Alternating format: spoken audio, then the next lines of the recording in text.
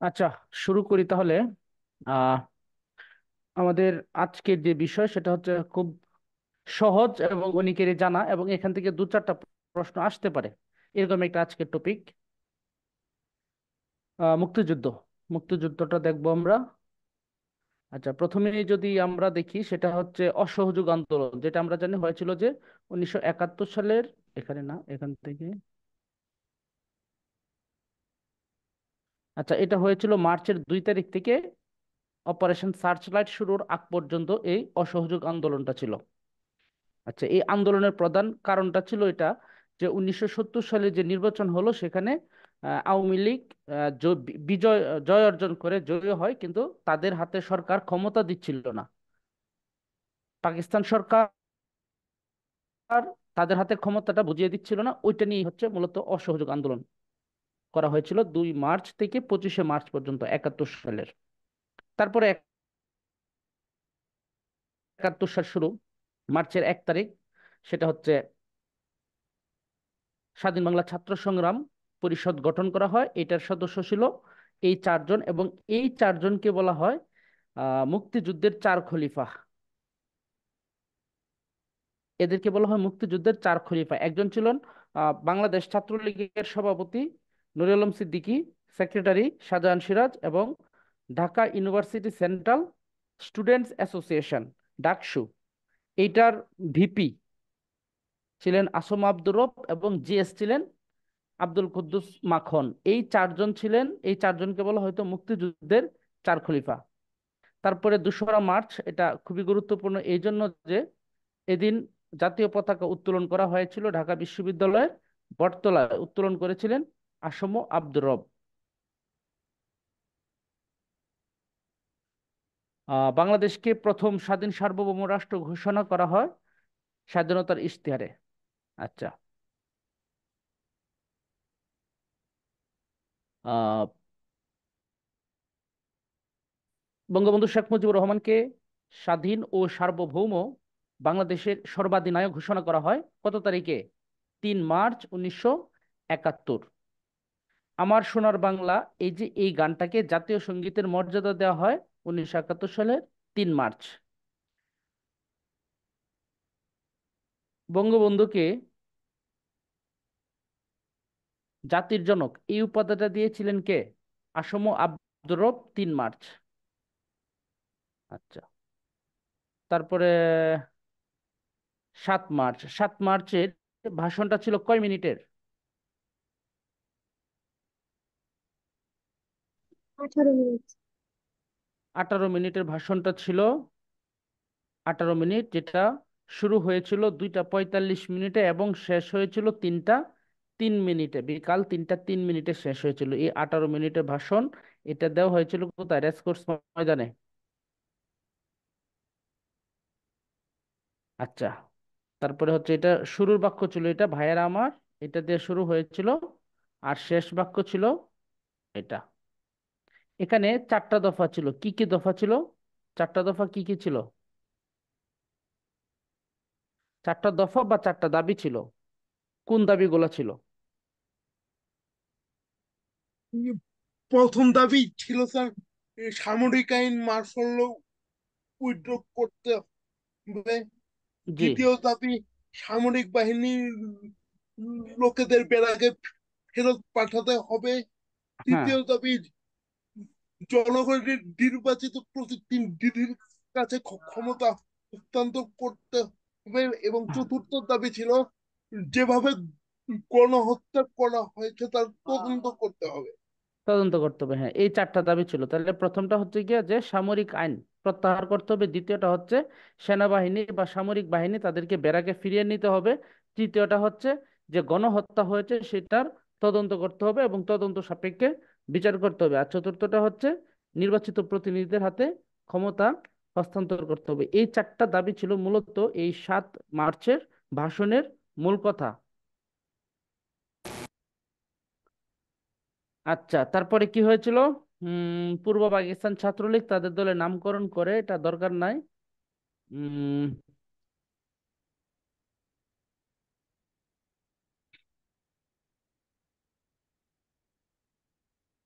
আর আমরা জানি যে অপারেশন সার্চ লাইট 25শে মার্চে যেটা হয়েছিল সেটার মূলত নীল নকশা মোটামুটি ভাবে 17-18 মার্চ এগুলা পাকাপোক্ত হয়ে গিয়েছিল।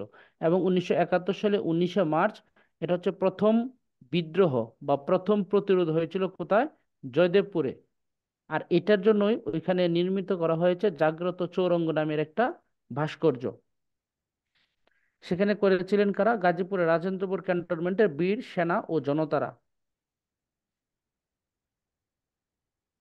তাহলে এটা গুরুত্বপূর্ণ যে প্রথম বিদ্রোহ হয়েছিল 1971 সালের 19শে মার্চ গাজীপুরের জয়দেবপুরে। আর এটার জন্য ওখানে জাগ্রত চৌরঙ্গী হচ্ছে ওই ভাস্কর্যটা ওইখানে নির্মাণ করা হয়েছিল। তারপর হচ্ছে 26শে মার্চ বঙ্গবন্ধুর ঘোষণা, এবং তারপর পরই তাকে গ্রেপ্তার করা হয় এবং গ্রেপ্তার করে নিয়ে যাওয়া হয় পাকিস্তানের পাকিস্তানের করাচিতে। তিনি সেখানে মিয়া ওয়ালি কারাগারে বন্দী ছিলেন। প্রশ্নে আসতে পারে যে বঙ্গবন্ধু আরো দুই একটা কারাগারে ছিলেন, কিন্তু মূলত বেশিরভাগ সময়টাই ছিলেন এই মিয়ানওয়ালি কারাগার এটাতে ছিলেন।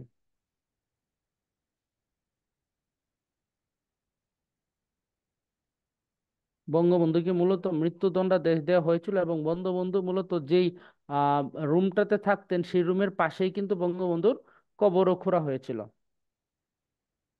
বঙ্গবন্ধু পাকিস্তানের কারাগারে ছিলেন 9 মাস 13 দিন বা 288 দিন।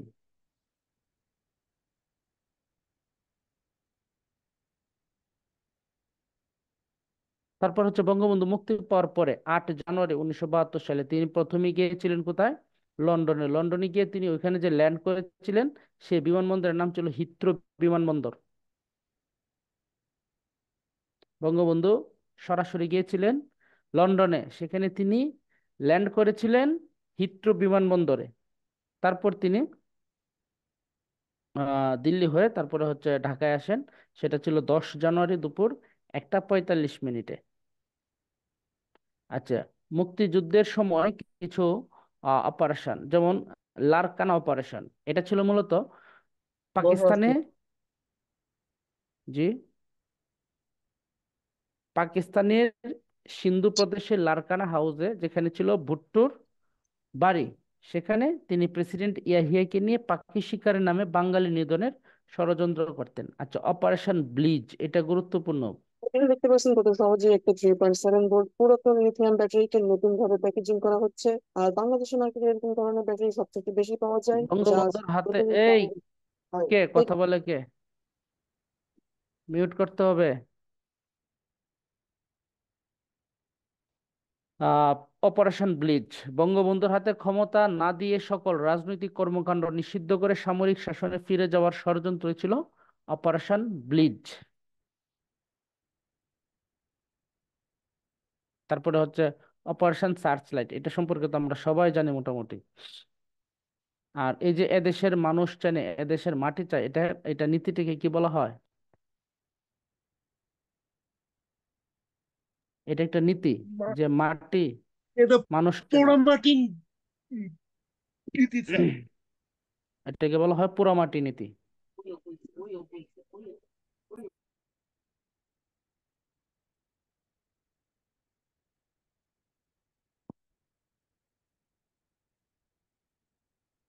আচ্ছা, ঠিক আছে। তারপরে হচ্ছে operation big bird. Operation big bird মানে হচ্ছে বঙ্গবন্ধুকে গ্রেপ্তার করার জন্য যেই অপারেশনটা চালানো হয়েছিল সেটাই হচ্ছে অপারেশন বিগ বার্ড। এবং বঙ্গবন্ধুকে গ্রেপ্তার করার পরে রেডিও বার্তা ছিল এটা, the big bird in case, অর্থাৎ বঙ্গবন্ধুকে গ্রেপ্তার করা হয়েছে। তারপর হচ্ছে অপারেশন জ্যাকপট, এটা হচ্ছে মূলত নৌবাহিনীর একটা অপারেশন, ওই যে জাহাজ ডুবাই দেওয়ার একটা অপারেশন।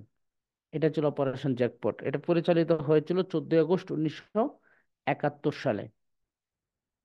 আর এই অপারেশনটা যে পরিচালনা ছিল সেটা হচ্ছে বা বেতারে প্রচারিত দুইটা গানকে সংকেত হিসেবে, যখন একটা গান বাজানো হতো তাহলে তারা অপারেশন করতো এরকম।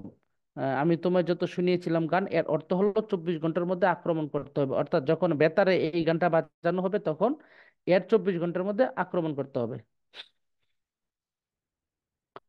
আচ্ছা, তারপর হচ্ছে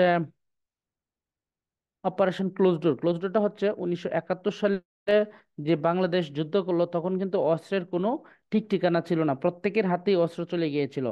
স্বাধীন হওয়ার পরে বঙ্গবন্ধু এই অপারেশন ক্লোজ ডোর পরিচালনা করলেন, অর্থাৎ যার হাতে অস্ত্র আছে প্রত্যেকের জন্য সরকারের কাছে অস্ত্র জমা দেয়, এবং ওই সময় থেকে মূলত একটা লাইসেন্স সিস্টেমটা চালু করা হয়। তার কারণ হচ্ছে যদি লাইসেন্স করা না হয় তাহলে দেশে একটা অরাজকতা সৃষ্টি হবে। যে জন্য অস্ত্র যার যার নামে থাকবে তাদের নামে লাইসেন্স করার একটা সিস্টেম চালু করার চিন্তা থেকেই হচ্ছে এই অপারেশন ক্লোজ ডোর পরিচালনা করা।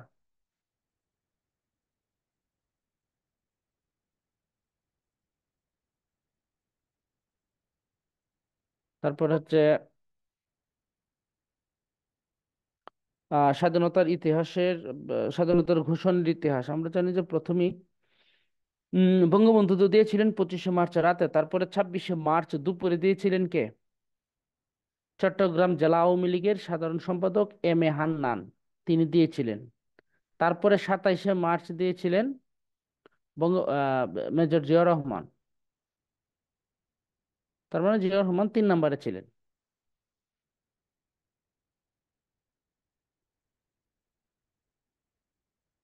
আচ্ছা, স্বাধীনতার যে ঘোষণাপত্র সেটা জারি করেছিলেন মুজিবনগর সরকারের পক্ষে সৈয়দ নজরুল ইসলাম। এটা পাঠ এবং স্বাক্ষর করেছিলেন অধ্যাপক ইউসুফ আলী, আর এটা রচনা করেছিলেন ব্যারিস্টার আমিরুল ইসলাম।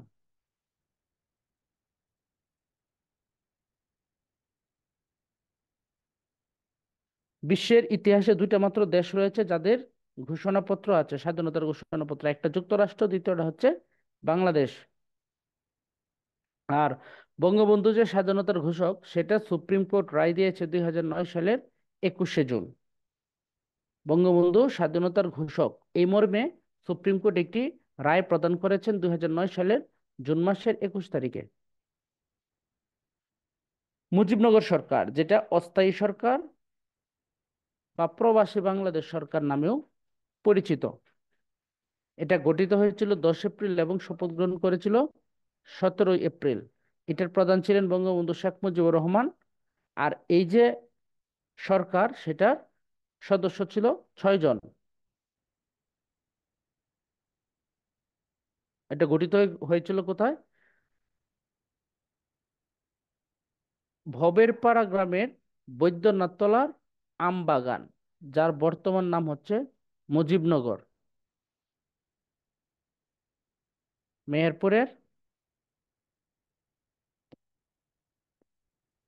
ভবেরপাড়া গ্রামের বৈদ্যনাথতলার আমবাগানে, যার বর্তমান নাম হচ্ছে মুজিবনগর।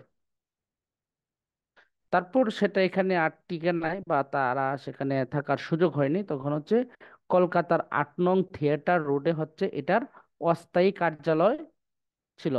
মুজিবনগর সরকারের অস্থায়ী কার্যালয় ছিল হচ্ছে, বা কার্যালয় ছিল হচ্ছে কলকাতার 8 নং থিয়েটার রোড। উম ওইখানের এই যে মুজিবনগর সরকার, সেটার মন্ত্রী পরিষদ সচিব ছিলেন H T ইমাম। বঙ্গবন্ধু কি পদে ছিলেন? বঙ্গবন্ধু ছিলেন রাষ্ট্রপতি ও সশস্ত্র বাহিনী ও মুক্তিযুদ্ধের সর্বাধিনায়ক। সৈয়দ নজরুল ইসলাম কি ছিলেন? উপরাষ্ট্রপতি এবং অস্থায়ী রাষ্ট্রপতি। তাজউদ্দিন আহমেদ কি ছিলেন?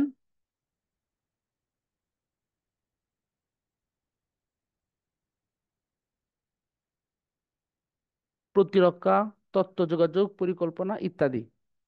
মনসুর আলী অর্থ, কামরুজ্জামান স্বরাষ্ট্র, মোশতাক হচ্ছে পররাষ্ট্র, সাথে অন্যগুলা তো থাকবেই।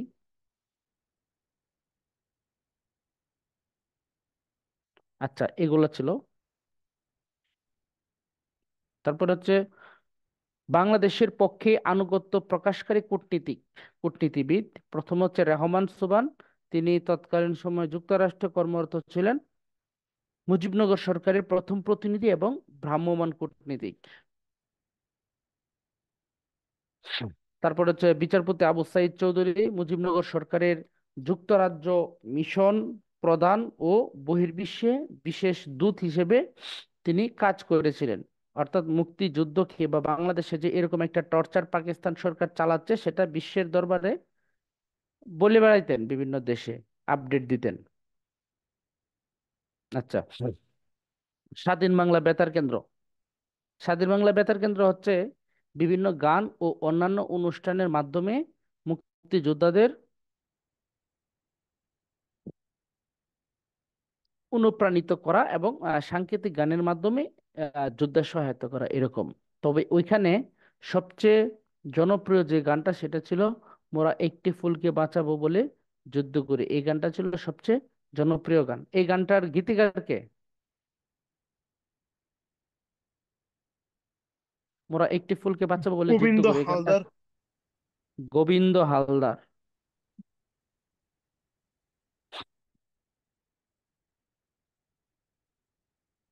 আচ্ছা, চরমপত্র জল্লাদের দরবার, এই যে অনুষ্ঠানগুলা সেগুলো হচ্ছে স্বাধীন বাংলা বেতার কেন্দ্রের জনপ্রিয় অনুষ্ঠান ছিল। এগুলা উপস্থাপক ছিলেন এম আর আক্তার মুকুল।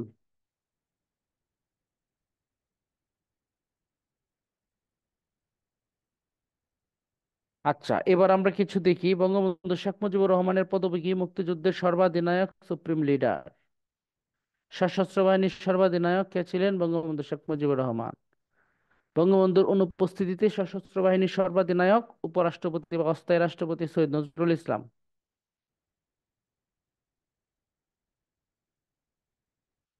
আচ্ছা, প্রধান সেনাপতি ও মুক্তিবাহিনীর chief commander M A G Osmani. Chief of staff colonel Abdur Rob. Deputy chief of staff group captain A K Khandakar.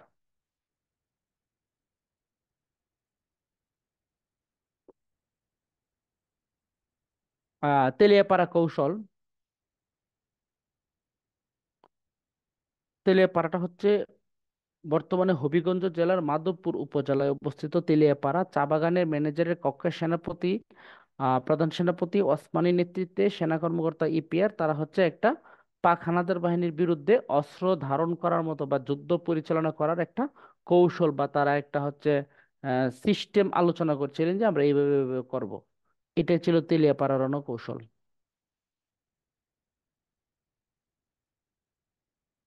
তারপরে হচ্ছে নিয়মিত বাহিনী। নিয়মিত বাহিনী কি ছিল? ইস্ট বেঙ্গল কমিটি ছিল। তারপরে মুক্তি ফৌজ ছিল, এমএফ। তারপরে হচ্ছে মুক্তিযুদ্ধের সময় প্রায় একটা প্রশ্ন আসে যে বাংলাদেশকে কয়টা সাব সেক্টরে ভাগ করা হয়েছিল। এটা হবে 64টা সাব সেক্টর। আর যদি সেক্টর আসে সেক্ষেত্রে 11টা। আর 3টা ব্রিগেড। এটা হচ্ছে যুদ্ধ পরিচালনার সুবিধার্থে এগুলা করা হয়েছিল।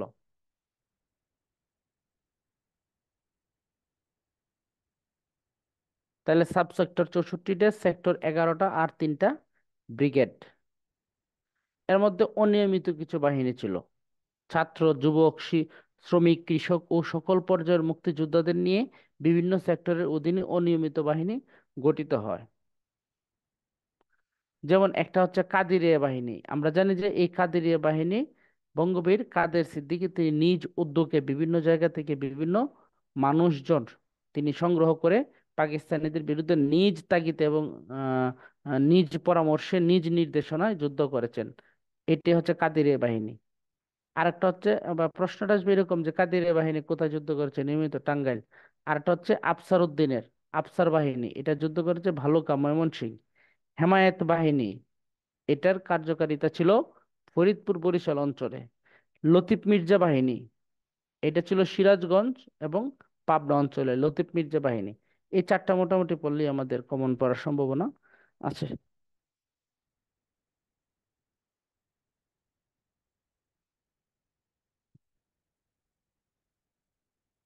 তারপর হচ্ছে ক্র্যাক প্লাটুন। ক্র্যাক প্লাটুনটা হচ্ছে গেরিলা ইউনিট। গেরিলা ইউনিট, মুক্তিযুদ্ধের গেরিলা ইউনিট হচ্ছে ক্র্যাক প্লাটুন। এদের আক্রমণ করার সিস্টেমটা হচ্ছে হিট অ্যান্ড রান। আক্রমণ করো পালিয়ে যাও, আক্রমণ করো পালিয়ে যাও, আক্রমণ করার সাথে সাথে পালানো। এটা হচ্ছে হিট অ্যান্ড রান পদ্ধতি। আর এটার স্বপ্নদ্রষ্টা বা এটা গঠন করেছিলেন আহ, মুশাররফ, খালেদ মুশাররফ এবং এটিএম হায়দার। এটা ছিল মূলত ঢাকা শহরে, যেটা 2 নং সেক্টরের অধীন। আমরা জানি যে ঢাকা শহরটা ছিল 2 নং সেক্টরের অধীনে। এটাতে কে ছিলেন? আমরা জানি যে পপ সম্রাট আজম খান তিনি ছিলেন এই ক্র্যাক প্লাটুনে। মুফাজ্জল হোসেন চৌধুরী মায়া তিনিও ছিলেন এটাতে। গোলাম দস্তগীর গাজী, ওই যে সাবেক মনে হয় বস্ত্রমন্ত্রী গোলাম দস্তগীর গাজী তিনি ছিলেন। নাসিরুদ্দিন ইউসুফ বাচ্চু বর্তমানে চলচ্চিত্র নির্মাণ করে এবং তার বিখ্যাত একটা চলচ্চিত্র হচ্ছে গেরিলা, এটা কিন্তু নাসিরুদ্দিন বাচ্চুর। বদিউল আলম বদির শহীদ স্বামী শাফি ইমাম রুমি অর্থাৎ ওই যে জাহানারা ইমামের ছেলে তিনিও ছিলেন এটার সদস্য। তারপর হচ্ছে রাইসুল ইসলাম আসাদ, একজন অভিনেতা, তিনিও ছিলেন এটার সদস্য। বিএনপির নেতা সাদেক হোসেন খোকা, তিনিও ছিলেন এটার সদস্য।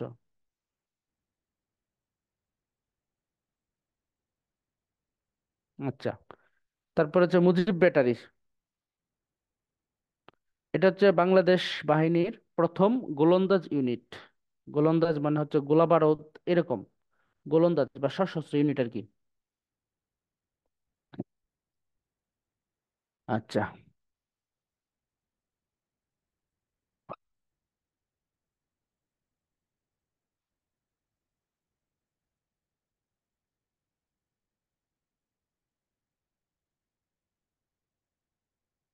তারপরে দেখি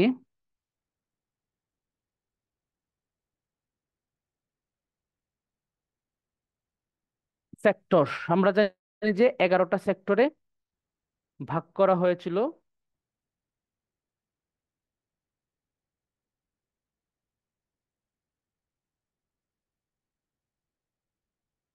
আচ্ছা, এগুলো তো পড়েছি। Deputy commander, group captain A K Khandakar, chief of staff colonel M A Rob. আচ্ছা, এই যে এখানে আমরা একটা ছবি দেখতে পাচ্ছি।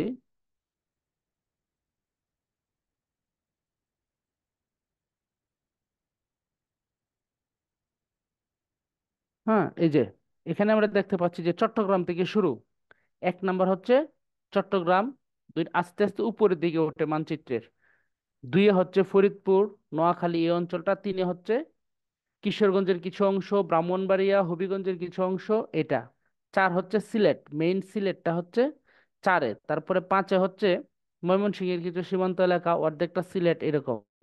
তারপরে আবার চলে যায় উত্তরবঙ্গে। তারপরে 7, 8, 9 নিচে নামে। 10 নাম্বারটা হচ্ছে পানি, এবং নেত্রকোনা ময়মনসিংহ যেটা টাঙ্গাইলের কিছু অংশ সেটা ছিল 11।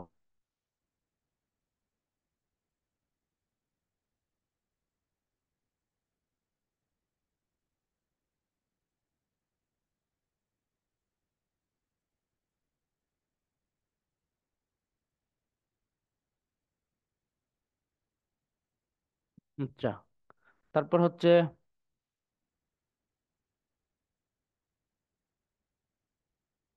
এখানে একটু আহ বেশ কঠিন করে দেয়া আছে আর কি, যে কোন কোন অঞ্চলটা। আহ এখানে আর একটু সহজ করে মোটামুটি ভাবে যে মানচিত্রটা যে দেখলাম সেই মানচিত্র অনুযায়ী একটু মনে রাখলে হবে, আর এত কঠিন করে মুখস্থ করার দরকার নাই। চট্টগ্রাম ও পার্বত্য চট্টগ্রাম এবং ফেনী নদী পর্যন্ত, কুমিল্লা নোয়াখালী কুমিল্লা জেলার আখাউড়া ভৈরব রেল লাইন পর্যন্ত, ফরিদপুর ঢাকার বেশ কিছু অংশ, এত কিছু মনে রাখার দরকার নাই। জাস্ট মানচিত্রটা দেখে দেখে একটু মাথায় রাখলে হবে যে এক থেকে শুরু হয়ে কোন দিকে গিয়েছে। এটা মানচিত্রটা একটু দেখলেই, এই মানচিত্রটা দেখলে মনে থাকবে যে 1 হচ্ছে পার্বত্য চট্টগ্রাম, পরে একটু উপরে ওটা 2, পরে 3, 4, এগুলো মনে থাকবে। আমাদের জন্য সবচেয়ে গুরুত্বপূর্ণ যেটা সেটা হচ্ছে গিয়া যে মনে রাখা যে কে কোন সেক্টরে যুদ্ধ করেছেন, সেক্টর কমান্ডার কারা। তো এটার জন্য আমরা আহ ছোট্ট একটা ছন্দ আমরা মনে রাখতে পারি। ছন্দটা আমি সবাইকে চ্যাট বক্সে দিয়ে দিই।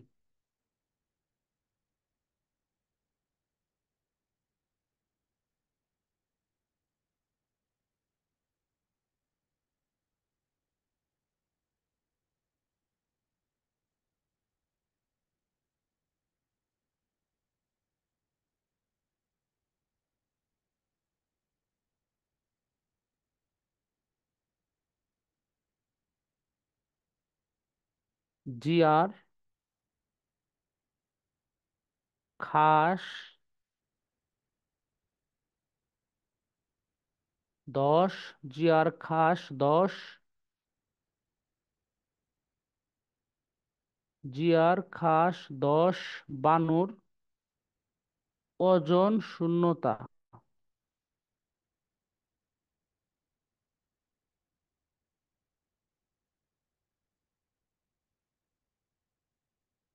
জিয়ার 10, খাস বানুর ওজন শূন্যতা। এই লাইনটা যদি আমরা মনে রাখি তাহলে আমরা এই লাইনটা যদি আমরা একটু খাতায় লিখি, সবাই যদি একটু খাতায় লিখে ফেলি, জিয়ার খাস 10, বানুর ওজন শূন্যতা। তার মানে জিয়ার এটার নিচে টান দিয়ে আমরা লিখবো 1, অর্থাৎ একে ছিলেন জিয়াউর রহমান।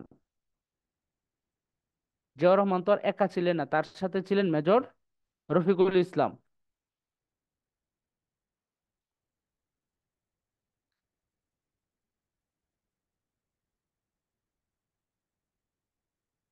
আচ্ছা, এটা আমাদের একটু লিখে রাখতে হবে, জিয়ার খাস 10, বানুর ওজন শূন্যতা।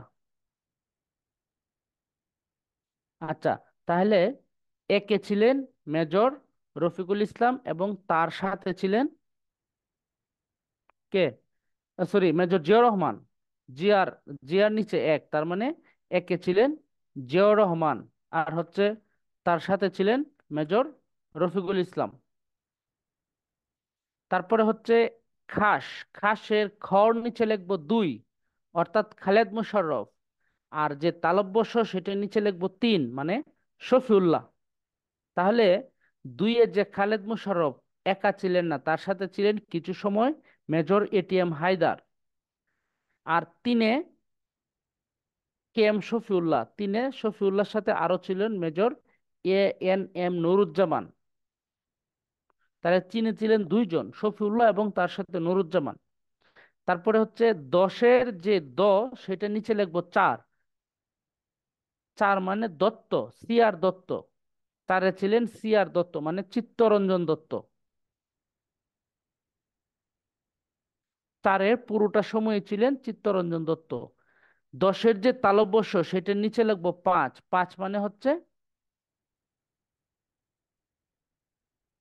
শওকত আলী। যে তালব্য মানে হচ্ছে শওকত আলী, 5-এ ছিলেন শওকত আলী। তারপরে বানুর, এই বার নিচে লিখবো 6, বা মানে বাশার, এম কে বাশার, মোহাম্মদ খাদেমুল বাশার।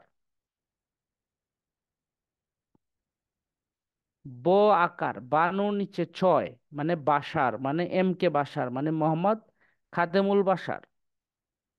আচ্ছা, নূর নিচে লিখবো 7, 7 মানে হচ্ছে সাথে কে, নুরুজ্জামান, কাজী নুরুজ্জামান। সাথে ছিলেন কাজী নুরুজ্জামান। তারপরে ওজনের ওর নিচে লিখবো 8, 8 নম্বর সেক্টরে ছিলেন ওসমান, আবু ওসমান চৌধুরী। তিনি ছিলেন 8 নং সেক্টরে। ওজনের যে বর্গীয় সেটা নিচে লিখবো 9, বর্গীয় মানে হচ্ছে জলিল, মেজর জলিল ছিলেন 9 নং সেক্টরের। শূন্যতার শূন্য, এটা নিচে লিখবো 10, অর্থাৎ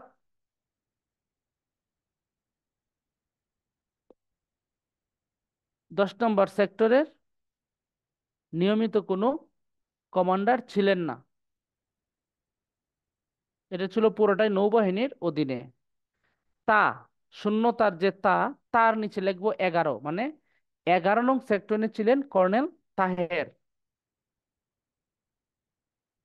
কর্নেল তাহেরের সাথে আরো কে ছিলেন, ফ্লাইট লেফটেন্যান্ট এম হামিদুল্লাহ। 11 নম্বর সেক্টরে তাহেরের সাথে ছিলেন flight lieutenant M Hamidullah.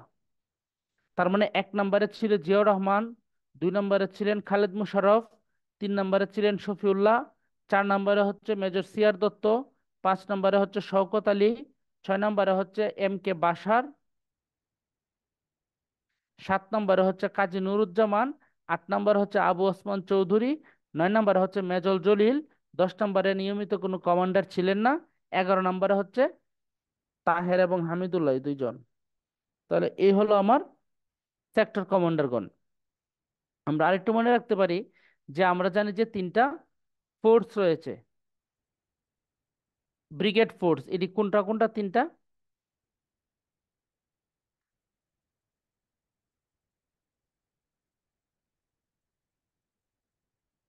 Z force, K force, S force. Z force মানে Zia, Zia Rahman force. K force মানে খালিদ, খালেদ মোশাররফ। আর এস ফোর্স মানে হচ্ছে শফিউল্লাহ। অর্থাৎ এই তিনজনের নামে তিনটা ব্রিগেড রয়েছে, ফোর্স রয়েছে। তার মানে এই তিনজনই খুব গুরুত্বপূর্ণ ব্যক্তি।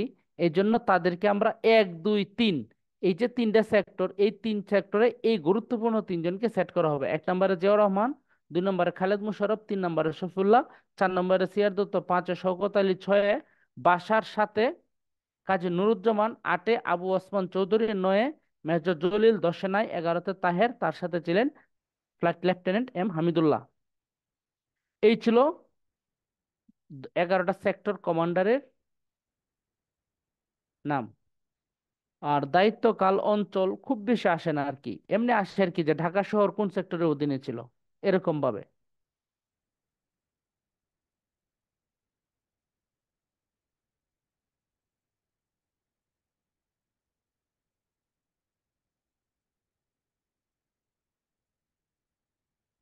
এই যে brigade force, Z force, S force, K force.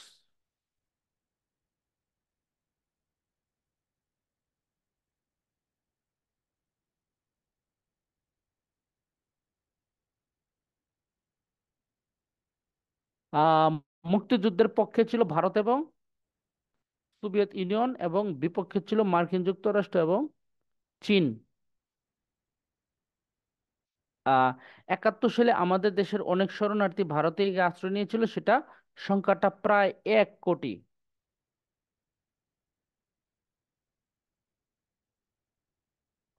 1971 সালে 3 ডিসেম্বর ভারতে বিমান হামলা চালায় পাকিস্তান।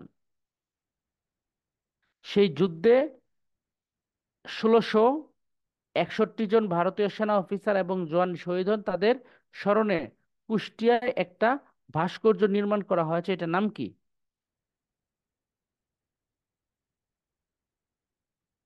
সেটার নাম হচ্ছে মুক্তি মিত্র। মুক্তি মিত্র।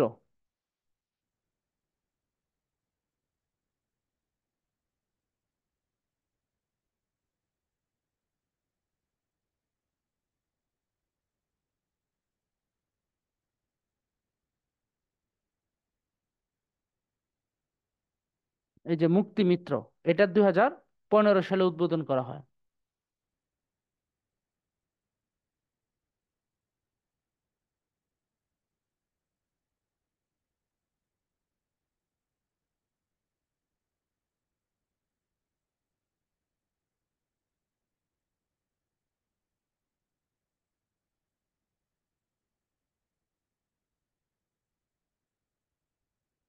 আচ্ছা, সোভিয়েত ইউনিয়নের ভূমিকাটা কেমন ছিল?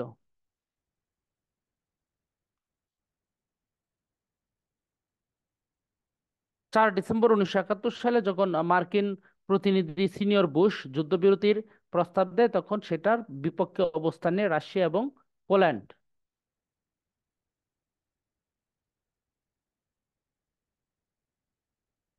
আচ্ছা, তারপরে হচ্ছে যুক্তরাষ্ট্রের ভূমিকাটা কেমন ছিল? আমরা সবাই জানি যে ওইখানে হচ্ছে সপ্তম নৌবহর পাঠায় দেওয়া হয়েছিল পাকিস্তানকে হেল্প করার জন্য, এবং এটার এগেনস্টে গিয়ে সোভিয়েত রাশিয়াও, সোভিয়েত ইউনিয়নেও তারা আরেকটা যুদ্ধ জাহাজ প্রেরণের জন্য প্রস্তুতি নিয়ে রেখেছিল। পরবর্তীতে আর কোনোটাই হয় নাই।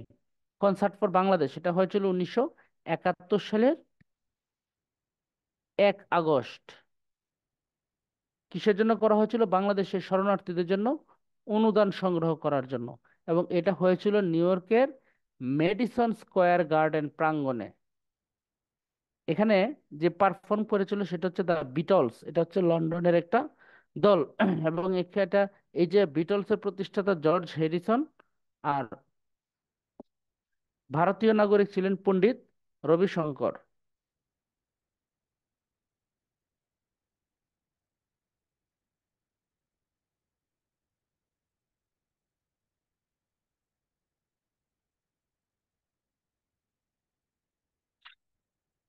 আচ্ছা, তারপর হচ্ছে এলেন গিন্সবার্গ।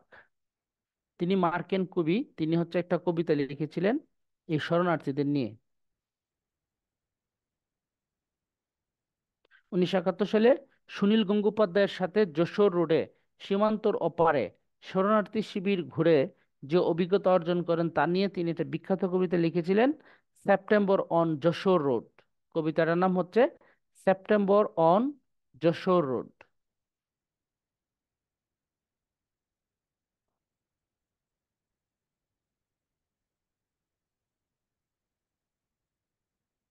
আচ্ছা, সাইমন রিং ছিলেন ডেইলি টেলিগ্রাফের সাংবাদিক এবং বহির্বিশ্বে যিনি সর্বপ্রথম পাকিস্তানি বর্বরতার খবর প্রচার করেছিলেন। তিনি হচ্ছেন সাইমন রিং। অ্যান্টনি মাসকারেনহাস 1971 সালে ঢাকায় কর্মরত পাকিস্তানি মর্নিং নিউজ পত্রিকার সম্পাদক সাংবাদিক।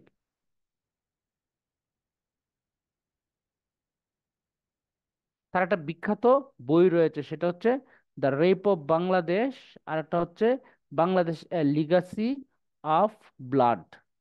এই দুইটা বই খুবই গুরুত্বপূর্ণ।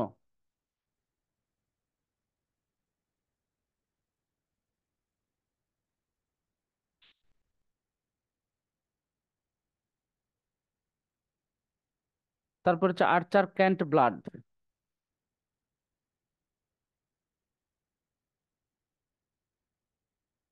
তার একটা বিখ্যাত বই রয়েছে cruel birth of Bangladesh, the cruel birth of Bangladesh. আচ্ছা, যৌথ বাহিনী গঠিত হয় 1971 সালের 21শে নভেম্বর।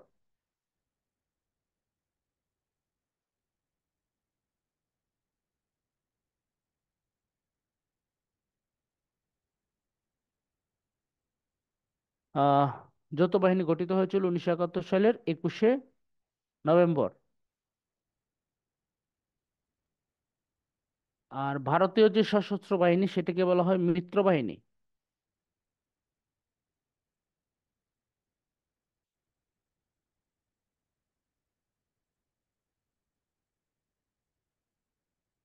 আচ্ছা, 1971 সালের ডিসেম্বর মাসের কিছু ঘটনার মধ্যে 3 ডিসেম্বর হচ্ছে পাকিস্তান ভারতে বিমান হামলা চালায়। 6 ডিসেম্বর হচ্ছে ভুটান এবং ভারত দুইটি বাংলাদেশকে স্বীকৃতি দেয়, কিন্তু ভুটানের কিছুক্ষণ পরে দেয় ভারত, ঘন্টা তিনেক পরে, আর ভুটান দিয়ে দেয় এর আগে। আর প্রথম জেলা হিসেবে বাংলাদেশের প্রথম হানাদার মুক্ত যশোর জেলা, এটা কত তারিখে?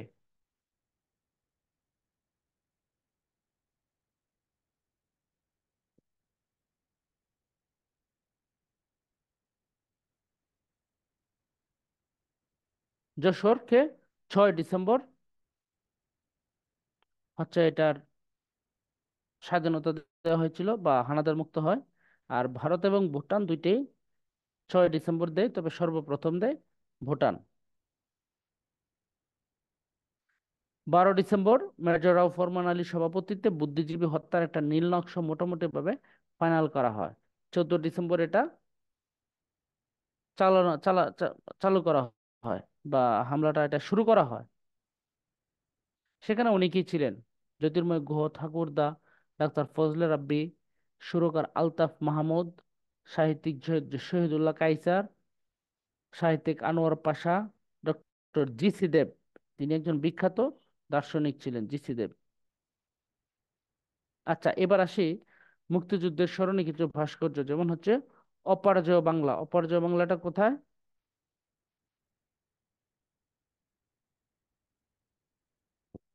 অপরাজেয় বাংলাটা হচ্ছে, ঢাকা বিশ্ববিদ্যালয়ের কলাম ভবনে স্যার। এটা তো সবাই জানে তাই না?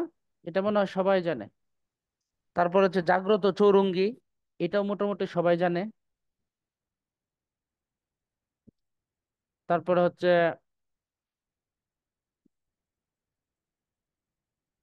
স্বোপার্জিত স্বাধীনতা, এটাও ঢাকা বিশ্ববিদ্যালয়ের ভিতরে, সড়কদ্বীপ, টিএসসির ঠিক সাথেই।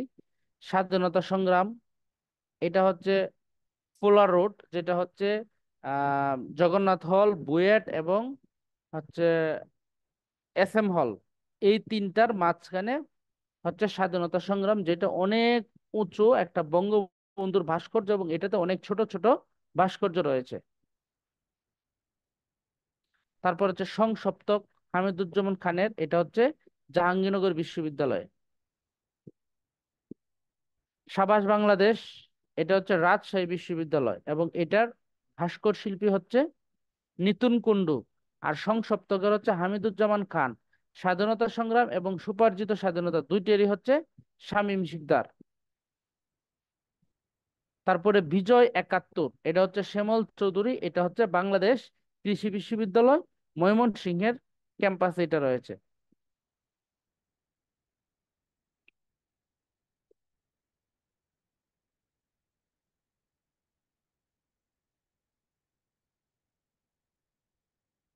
এই যে স্মৃতিসৌধ, জাতীয় আমাদের যে জাতীয় স্মৃতিসৌধ, এটার নাম হচ্ছে সম্মিলিত প্রয়াস। এটার অবস্থান হচ্ছে সাভার। আর এটা স্থপতি হচ্ছে সৈয়দ মইনুল হোসেন। এটার উচ্চতা হচ্ছে 45.72 মিটার বা 150 ফুট। 45.72 মিটার বা 150 ফুট। আর এখানে যে 7টা ফলক সংখ্যা রয়েছে, এই 7টা ফলক 7টা বাংলাদেশের প্রেক্ষাপটে 7টা আন্দোলনকে মিন করে। যেমন প্রথমটা ছিল 54, না প্রথমটা ছিল ভাষা আন্দোলন, এখানে প্রথমটা হয়তো ঢেকে গেছে। প্রথমটা হচ্ছে ভাষা আন্দোলন, দ্বিতীয়টা হচ্ছে 54 যুক্তফ্রন্ট নির্বাচন, তৃতীয়টা 56, চতুর্থটা হলো গিয়া 62 শিক্ষা আন্দোলন, পঞ্চম 66 6 দফা, ষষ্ঠ 69-এর গণ অভ্যুত্থান এবং সপ্তম হচ্ছে স্বাধীনতা যুদ্ধ।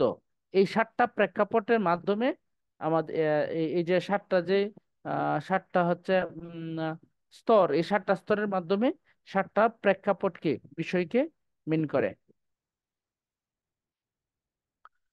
মুজিবনগর স্মৃতিসৌধ, এটা হচ্ছে মেহেরপুর। এটা স্থপতি হচ্ছে তানভীর কবির। আচ্ছা, তারপরে হচ্ছে শহীদ বুদ্ধিজীবী স্মৃতিসৌধ, মিরপুর, ঢাকা। এবং এটার স্থপতি হচ্ছে মোস্তফা হারুন কুদ্দুস হিলি। শহীদ বুদ্ধিজীবী স্মৃতিসৌধ, এটা ভাস্কর হচ্ছে মোস্তফা হারুন কুদ্দুস হিলি। রায়ের বাজার বধ্যভূমি স্মৃতিসৌধ, এটার স্থপতি হচ্ছে ফরিদউদ্দিন আহমেদ ও জামিয়াল শাফি। তারপরে রাজারবাগ পুলিশ লাইন, এটা হচ্ছে রাজারবাগ, এটার স্থপতি হচ্ছে মোস্তফা হারুন কুদ্দুস হিলি। শিখা অনির্বাণ, শিখা চিরন্তন, শিখা চিরন্তনটা হচ্ছে সোহরাওয়ার্দী উদ্যান, 24 ঘন্টা 7 দিন 30 দিন সবসময় এটা চলে। আর শিখা অনির্বাণ হচ্ছে ঢাকা সেনানিবাসে। আচ্ছা, তারপরে হচ্ছে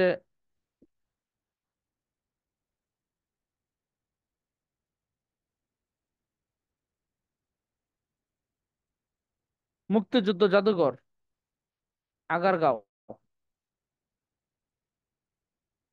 স্বাধীনতা স্তম্ভ, ওইটা হচ্ছে ভূগর্ভস্থ জাদুঘর, এটা হচ্ছে সোহরাওয়ার্দী উদ্যানে। যে গ্লাস টাওয়ার একটা আছে, এই গ্লাস টাওয়ারটার সাথে একটা হলো গিয়ে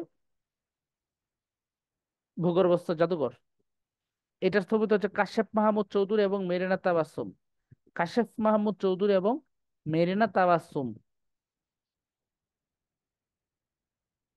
তারপর হচ্ছে যুদ্ধাপরাধীদের বিচার,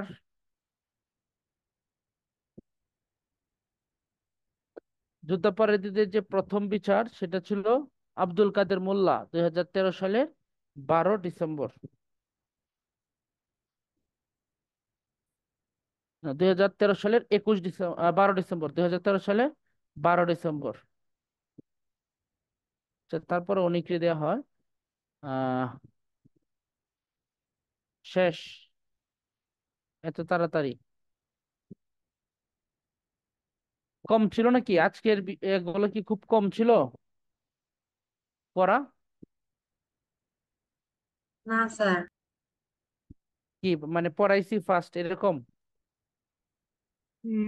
না স্যার, মানে এগুলো আমাদের জানা তো, তাই মনে হয়েছে মনে হয় ক্লাসটা তাড়াতাড়ি শেষ হয়ে রাইট। যাচ্ছে।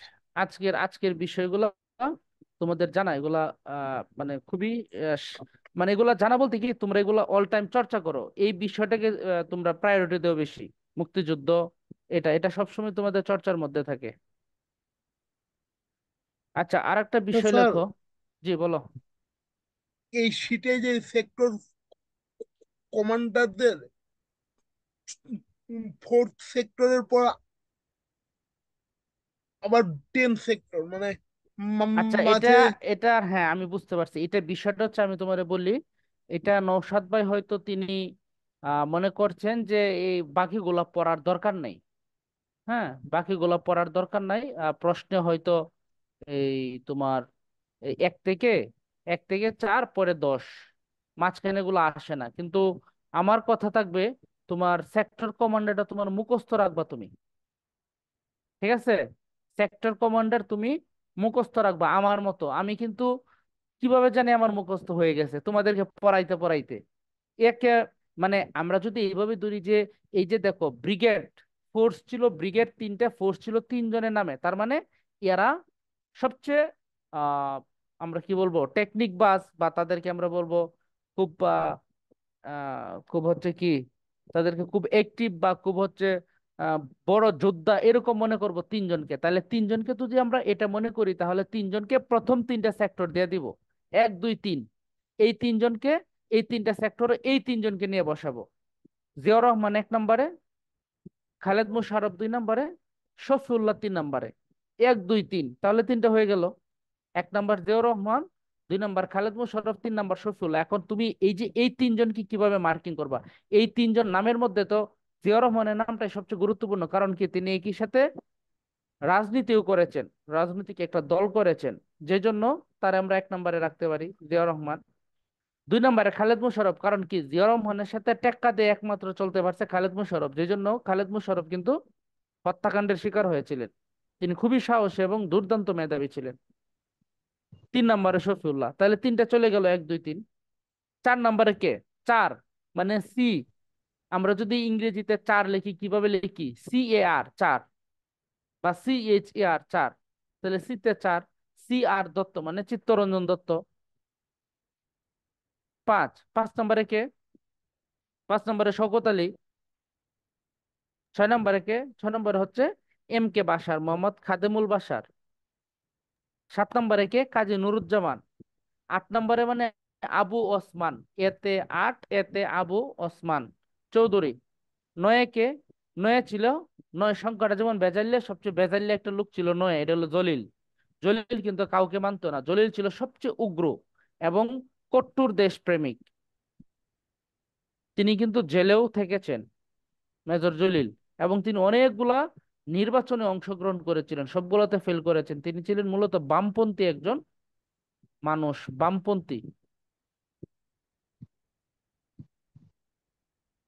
তিনি প্রথম বাধা দিয়েছিলেন যে, আচ্ছা যাই হোক, এগুলো ওপেন বলার দরকার নাই। যে জন্য তাকে হচ্ছে আহ বাংলাদেশ সরকার তাকে বন্দি করেছিল, যে জন্য তিনি বাধা দিয়েছিলেন। লুটতরাজ, যারা লুটতরাজ করতে চায় সদ্য স্বাধীন একটা দেশে, যারা স্বাধীনতার নামে, আমাদেরকে সাহায্য সহযোগিতার নামে দেশে লুট চালিয়েছিল, লুটপাট, তাদের বিরুদ্ধে তিনি দাঁড়িয়েছিলেন, যে জন্য তিনি জেলে পর্যন্ত গিয়েছিলেন এই মেজর জলিল। তিনি হচ্ছেন 9 নম্বরে। 10 নম্বরে নিয়মিত কোনো কমান্ডার ছিলেন না, কারণ এটা ছিল পুরা নৌবাহিনীর অধীনে। 11 নম্বর ছিল আমার নেত্রকোনা লোক কর্নেল তাহের, তার সাথে ছিলেন ফ্লাইট লেফটেন্যান্ট হামিদুল্লাহ। এই তো 11টা সেক্টর। আমি মনে করি যে এগুলো মুখস্থ রাখবা, এটা রাখা উচিত। যেমন আমরা অনেকে মনে করি 6 দফা শুধু পরীক্ষার রাতে পড়বো, কেন? 6 দফার 6টা দফা তোমার অল টাইম মাথায় রাখতে হবে। বাংলাদেশকে তুমি যদি ধারণ করো, তাহলে তো এই বিষয়গুলো তোমার মাথায় রাখতে হবে। মুক্তিযুদ্ধ, 6 দফা, 52 সাল, 69-এ গণ অভ্যুত্থান, 68 ষড়যন্ত্র মামলা, ষড়যন্ত্রমূলক মামলা। এছাড়া তো আর কি আছে বলো? তারপরে আছে 52-র যে 7 জন, না 52-র যে কয়েকজন ছিলেন, তোমার 52 সালের যে ভাষা শহীদ, তাদেরকে স্মরণ রাখতে হবে। আর এগুলা স্মরণ রাখা খুবই সহজ, আমি যেভাবে তোমাদেরকে বললাম ঠিক এইভাবে একদিন টানা দিন তুমি ইয়ে করো, সারাদিন তুমি এটাই পড়ো, ওই সেক্টর কমান্ডার গুলা, দেখবা যে সারা জীবন তুমি ভুলবা না, সারা জীবন মনে থাকবে। এখানে নওশাদ ভাই দিয়েছেন 4 5 6, 6টা সেক্টরের। আমি বলবো 11টা সেক্টরই পড়ার জন্য।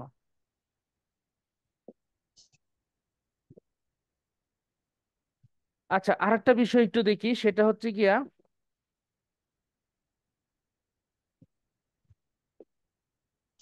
আমাদের যে 7 জন বীর শ্রেষ্ঠ, তারা কে কোন সেক্টরে যুদ্ধ করে শহীদ হয়েছেন, এটা একটু দেখি।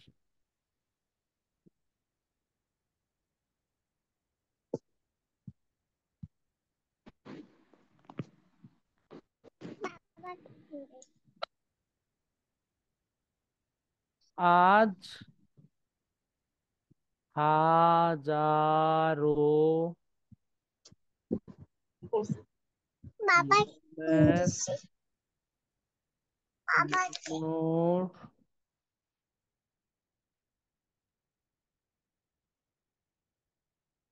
আজ হাজারো মোমের নূর জ্বলে, আজ হাজারো মোমের নূর জ্বলে।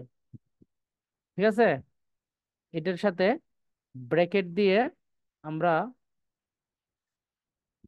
মিলায় রাখবো বাংলাদেশের যে আয়তন। বাংলাদেশের আয়তন কত? 1,47,570, তাই না? তো আমরা এটাকে একটু এখন অন্যরকম স্যার লিখবো। মনে হয় 610 হয়েছে। আচ্ছা, আমরা ওইটাই মনে করি। 1,47,000, আমরা ছোট থেকে যেটা পড়ে আসছি সেটা মনে রাখি। 1,47,570। তাহলে এক ঠিক রাখি, 47 ঠিক রাখি, 1,47,000, পাঁচের জায়গায় লিখি 10 ডাবল, আর 70-এর জায়গায় লিখি 208।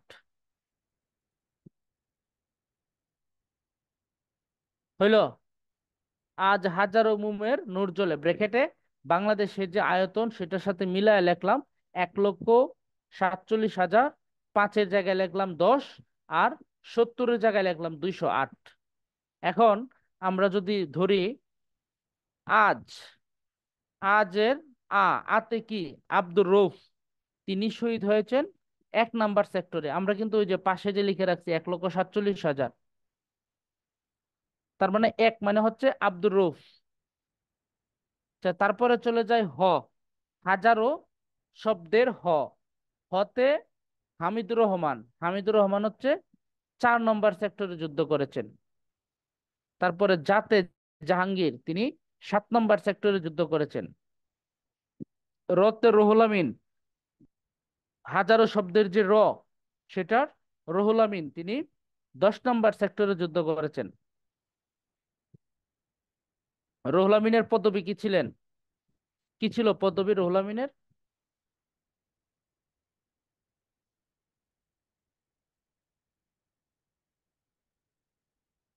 স্কোয়াড্রন লিডার, একমাত্র নৌবাহিনীর লোক, স্কোয়াড্রন লিডার রুহুল আমিন।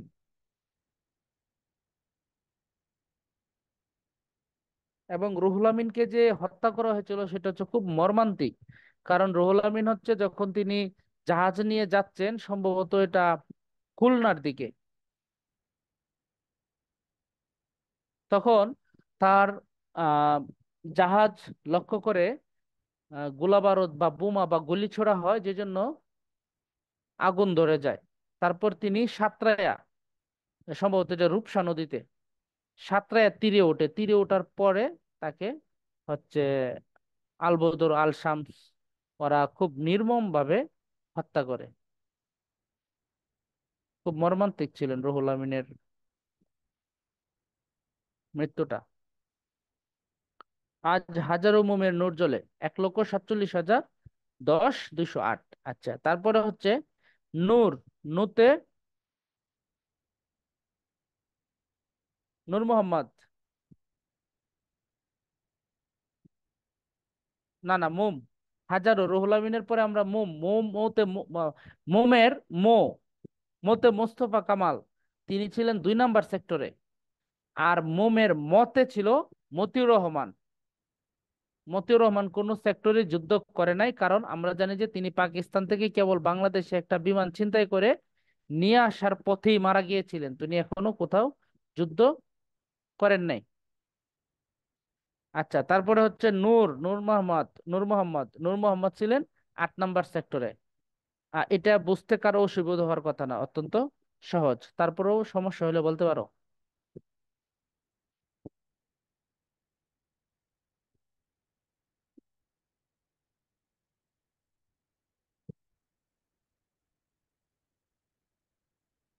আর এটা অত্যন্ত সহজ, এটা তেমন বোঝানোর কিছু নাই। তোমরা হচ্ছে ওই যে শেষে কিছু প্রশ্ন দেওয়া আছে সেগুলা দেখে নিবা আর কি। বিগত সালে কিছু প্রশ্ন দেওয়া আছে এখানে। যেমন হচ্ছে গণপ্রজাতন্ত্রী বাংলাদেশ সংবিধানের খসড়া সর্বপ্রথম গণপরিষদে কত তারিখে উত্থাপিত হয়? সেটা হচ্ছে 12ই অক্টোবর। আচ্ছা, তারপরে যে গণপ্রজাতন্ত্রী বাংলাদেশের সংবিধান প্রবর্তিত হয় 16 ডিসেম্বর। আচ্ছা, এই যে একটা গুরুত্বপূর্ণ বিষয় দেখো, সকল সময়ে জনগণের সেবা করিবার চেষ্টা করা কর্মে নিযুক্ত প্রত্যেক ব্যক্তির কর্তব্য। এই লাইনটা পুরোপুরি মুখস্থ করতে হবে। তারপরে হচ্ছে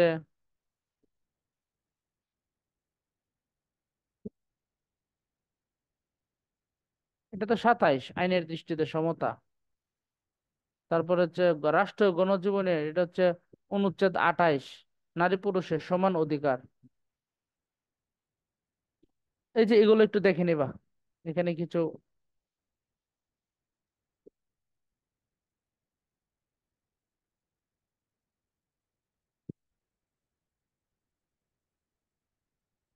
তাহলে কি ক্লাস শেষ করবো? কারো কিছু বলার না থাকলে ক্লাস শেষ করবো।